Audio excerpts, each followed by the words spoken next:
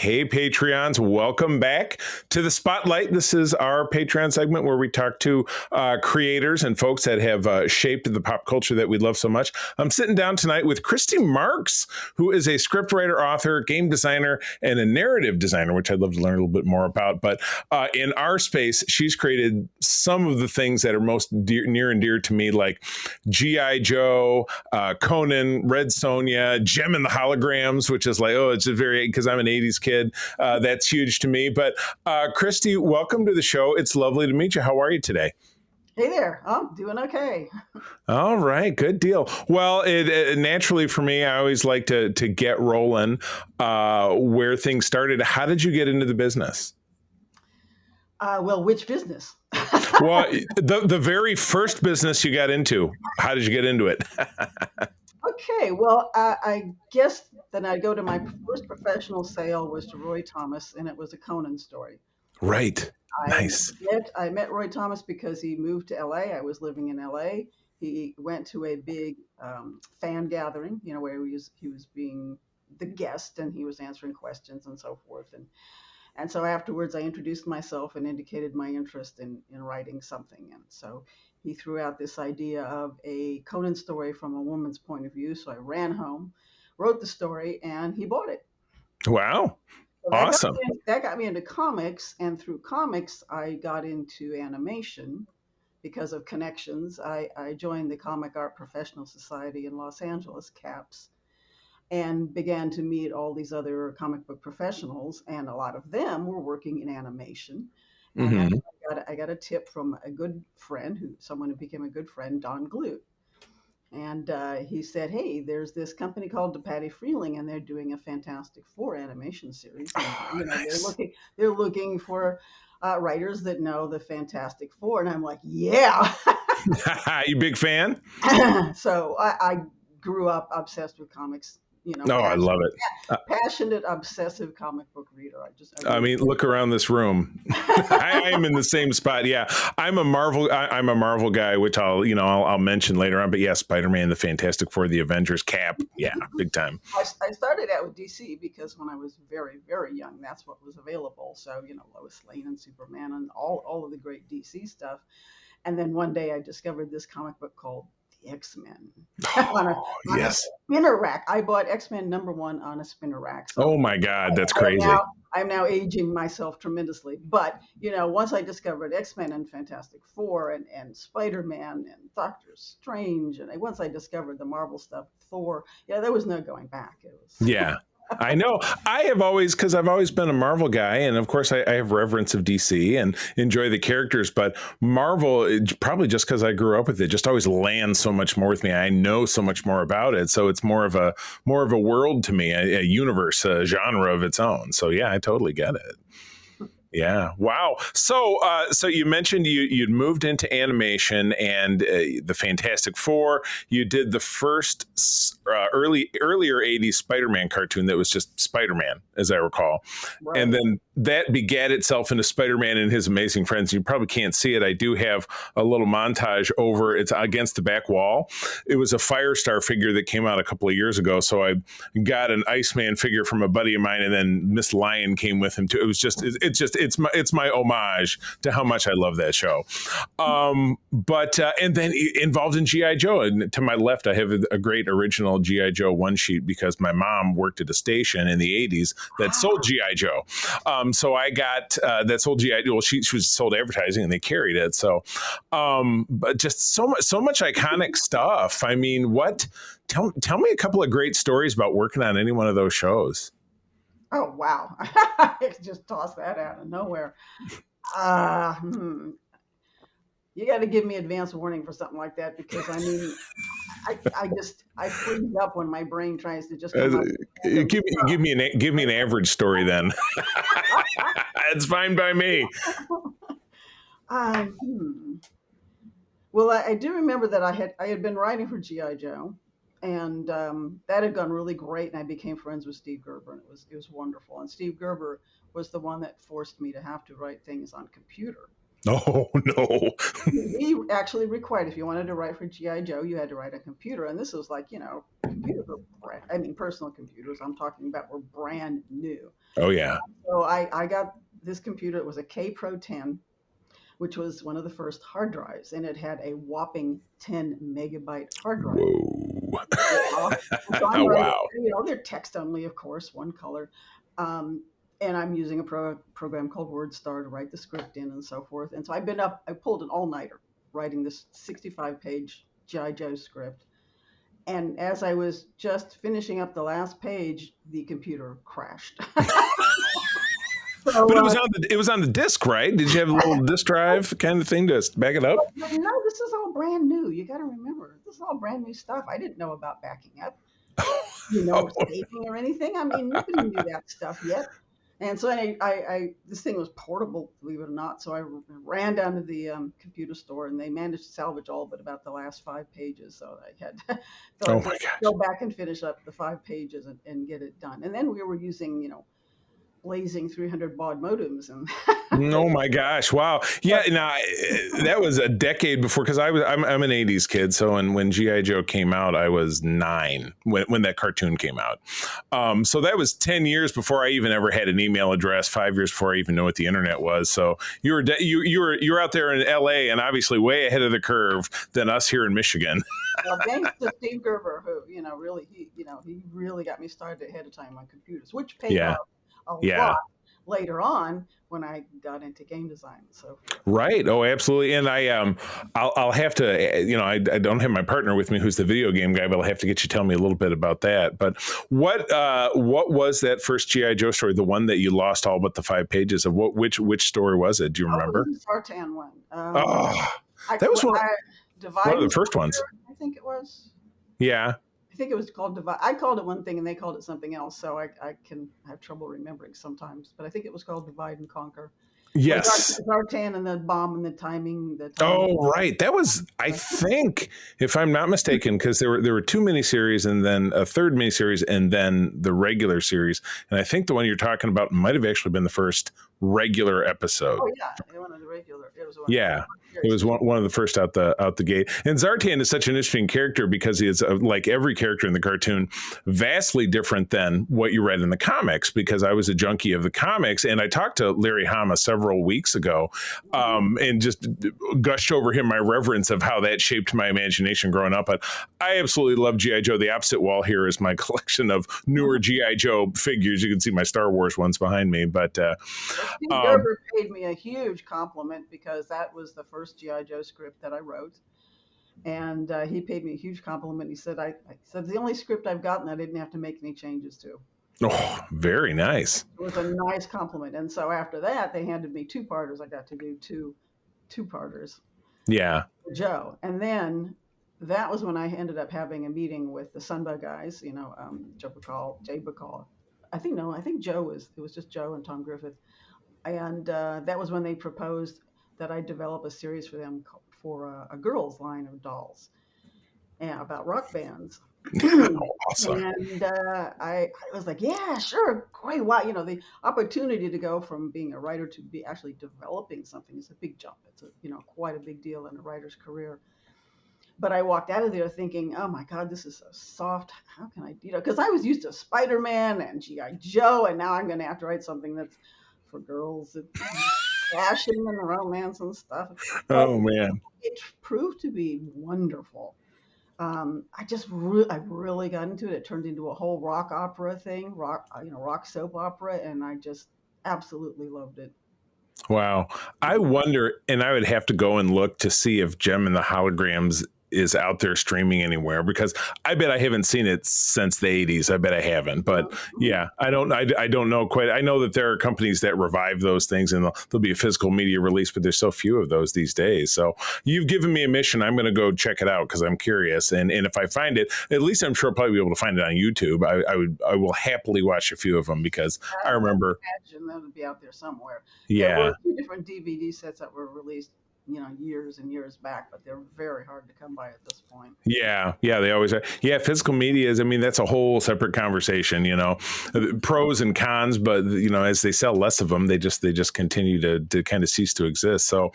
Um, so comics, we've talked about Conan, Red Sonja. Was that a character that you were on the ground floor of? Because it seems like it kind of coincided time wise with kind of when you got into the business. Were you one of the first big writers on Red Sonja?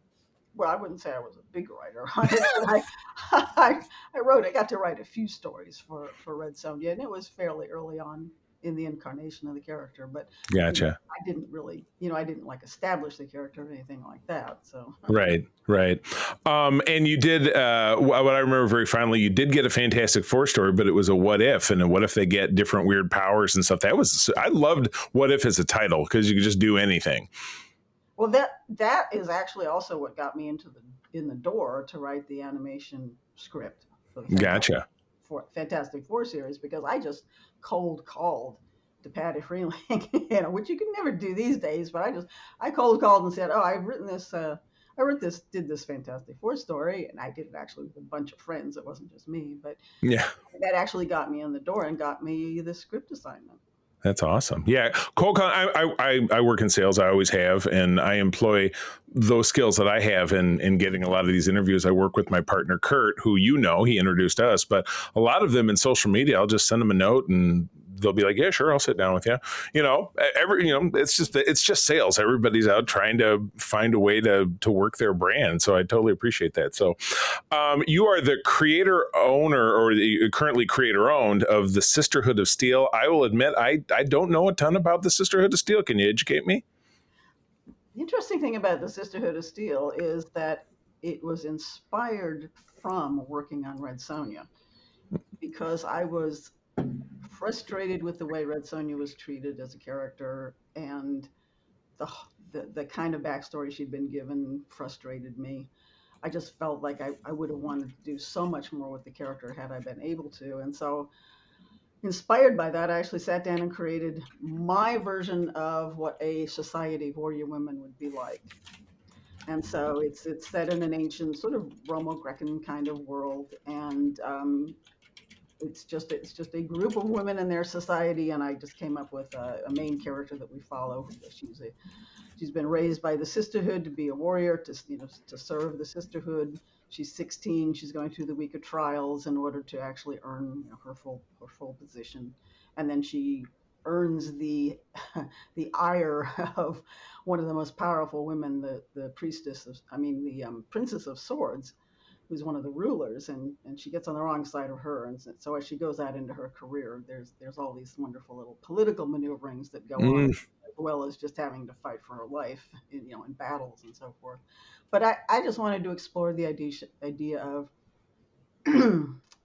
not Amazons, or anybody with super magical powers or anything like that. Just if there was a group of women that had to fend for themselves as warriors, how might that actually function?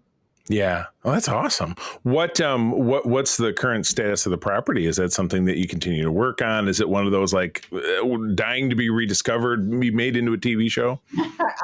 Dying for it to be discovered and made into a TV show would be fucking awesome.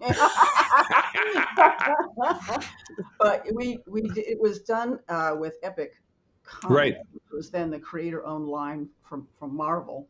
Right. And so we had done 8 issues, and Archie Goodwin was the editor in chief at the time for that, and we were going to then go to a series of graphic novels, but some censorship came down. Oh, And it was brought about by some distributors from the South who didn't understand this was like a new move into mature level comics, and so sure. this mindset that comics were for kids, and they weren't really grasping the concept of doing comics for adults, and so this these orders of censorship came down, and I was really pissed off about that. Of So course. Archie and I had a falling out over this, Oh, I'm and so we, sorry. we killed the series. So then I picked it up again. I was married at the time to an Australian artist named Peter Ledger. And so Peter and I made a deal with Eclipse Comics, an independent comic company. I actually know the company. Yeah, they were big at the time. So They had a title, if I can jump in, that I still collect the single issues when I find them. It was the first non-Marvel thing I ever got. It was called the DNA Agents. oh yeah, by Yeah, Wilmer. and yeah, about 1985 or so, and I was doing a dollar bin sale over the weekend, and I picked up a couple more issues. I'm trying to flesh out the set, but I've not read it since then. But yeah, the Eclipse Comics had what's making me think of it. But anyway, tell me more, please. Yeah, DN Agents by Wilmer. Yeah, fantastic. So we just made a deal with them to do a graphic novel, and so Peter did all that wonderful illustration, and I wrote a graphic novel which got published. But Eclipse ended up eventually going down the tubes, Mm. and then Peter was killed in a car accident. Oh, I'm so sorry. So and that was in '94, and I attempted to go out and try to do something in terms of selling the property on my own, but without an artist, I really couldn't get anywhere. Mm. So Gotcha. and I did sit down at one point to not to turn it into a novel, but I never quite finished that project. No, it's dying for a comeback. Hopefully, dying for a comeback. That's what. Because I mean, it sounds great. You were way ahead of your time, obviously, when you're at Epic, because DC and Vertigo is an entire line of just that kind of stuff. For mature reader, for people my age, even your age, who grew up reading comics and now are adults that are prepped for those kind of stories. So, Exactly. Yeah. yeah. Yeah, so I'm rooting for you. So, okay, so I'm not a video game guy, as I mentioned up the top, and I was reading through your credits, and as I mentioned in kind of the intro, you have the title of a narrative designer. What really does that mean? The narrative designer is the person who meshes storytelling with gameplay. That's Okay, that's a very simplistic way of saying it. And other narrative designers might disagree with me, but basically, it's a fairly new title. It wasn't there originally when I started designing games. Such a thing didn't exist, so it really only began to exist around 2005 or something like that. okay, oh, gotcha. And but the idea was to make writers more a part of the design team by calling them a narrative designer, someone who designs the narrative. How does the story express itself in the game? And it doesn't just mean writing words. There's all different forms. Obviously, visual storytelling and audio storytelling, and there's all the different aspects of it. Right, gotcha. What's a memorable experience from working on one of these games in that capacity?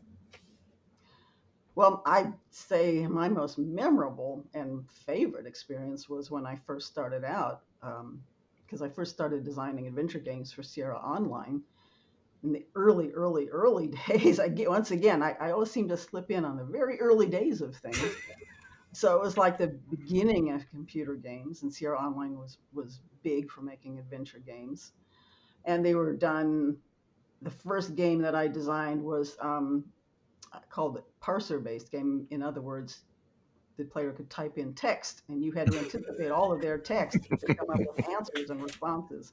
Yeah. So it wasn't point and click came next, but prior to point and click, it was a parser-based, text-based kind of game. Visuals. They were visuals, obviously. 16 colors. The first game was like 16 colors, text, parser-based kind of interface. And I did a King Arthur game, and I did do something that apparently no one had done before, and I didn't realize it until after the fact. But I only did it because, as a writer, that's just how I think. But I included moral choices Oh, in wow. Okay. line. So you play as King Arthur, and as you start out in England, but you end up going to the Middle East in search of the Grail, and you have to make certain key moral choices along the way. That's awesome. It was interesting.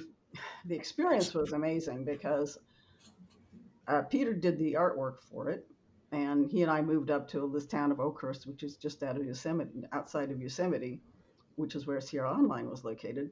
And of course, I knew nothing about computer games. Nobody knew anything about computer games. There was no training, there was nothing like that. And when I walked in, there was no training. There was nothing. Go to work.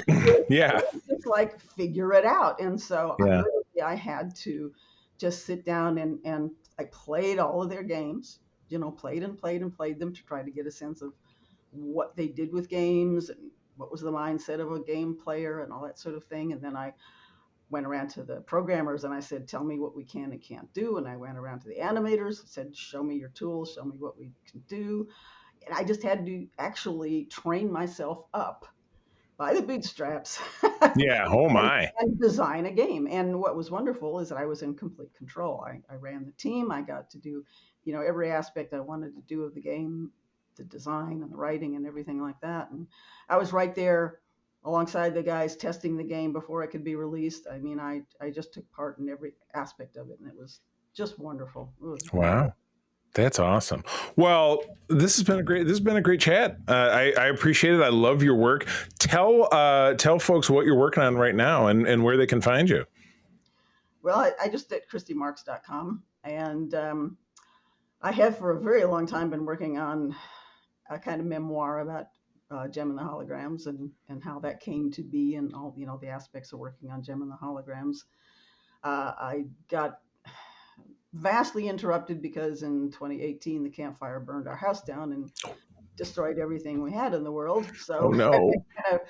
kind of hard to come back from that, but I still haven't completed that project yet, unfortunately. But in the meantime, I also did the second edition of a book, Writing for Animation, Comics, and Games. And so it's not a book on how to write. It's a book on how to write specifically for these three forms of media and all the sort of nuts and bolts craft kind of things that you would want to know if you're going to do an animation script or do a comic book script or write for video games. Gotcha. Excellent. And that's something people can get off your website or retailer or something like that? Right. Yeah. My website has a link directly to the publisher who tends to have actually better deals on the book than elsewhere. Oh, very good. Excellent. Well, this has been absolutely fantastic. Thank you so much for taking the time to talk to me today. And folks, if you're listening to this on our free feed, patreon.com/Secret Friends Unite, you can find all of our interviews with great creators like Christy, and you can try it out for 7 days for free. So, Christy, thanks again. And Patreon, thanks for tuning in. We'll hear you next time. All right. You take care. This podcast is part of the Secret Friends Unite podcasting network, available on Apple Podcasts, Spotify, and podcast services around the galaxy, as well as video on our YouTube channel. You can support Secret Friends Unite by becoming a Patreon member, get bonus programs and more over at patreon.com/Secret Friends Unite. Join our Discord community for even more discussions on all things geek. For all the latest updates on Secret Friends Unite, make sure to follow us on Threads at secret.friends.unite and visit secretfriendsunite.com. Find our merchandise at TeePublic and Redbubble. Thanks for listening, and may the Force live long and prosper.